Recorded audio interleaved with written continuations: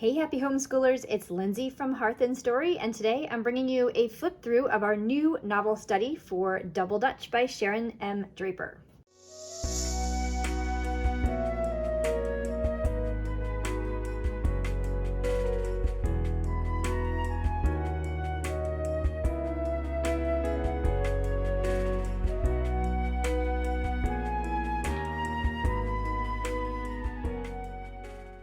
Let's get into it.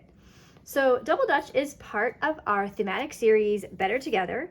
It includes 3 novels this year because one of them is super long. Looking at you, Watership Down, but we have Double Dutch, which is first, Starry River of the Sky, which is second, and ending the year with Watership Down as well. So Better Together is the theme. All 3 of these books bring in this theme in a unique way. At the beginning, we just have a quick thank you page. There is a how to use guide. We have all the Common Core standards here that this study guide meets. And we do have a note here on discussion. So there are discussions in this study guide. I think for every chapter we have one.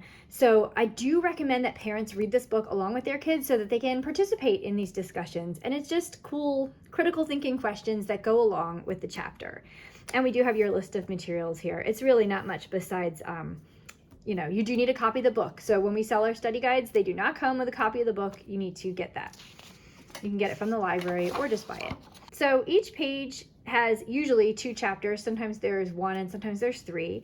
There'll be an opening, idea here, and then what you need to do. And then at the end, we'll have our discussion prompt. So you can see we're talking about word meetings. We're talking about a problem that a character experiences and what would you do in that situation, finding evidence to back up your claim, finding an example from the text that backs up your claim, which is really important in that 6th grade year. We're talking about foreshadowing. We do have a card to add to your literary terms cards in here. You can just print it out and laminate it. If you're using this separate from the Hearth and Story curriculum and you don't have these cards, just skip this one. We're talking about weather crises. We're doing a little bit of outside research that's not related to the book, just something that's a geology or geography science connection.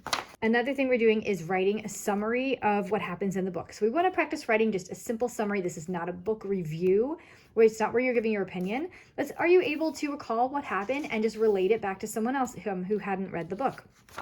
That's also an important skill. So we have space for that. And in the back here, we have our answer key. So just in case you aren't able to read the book along with your child, we do have answers to all the questions so you can help score their responses. And that's it. Please drop a comment if you have any questions. Let me know. Thanks.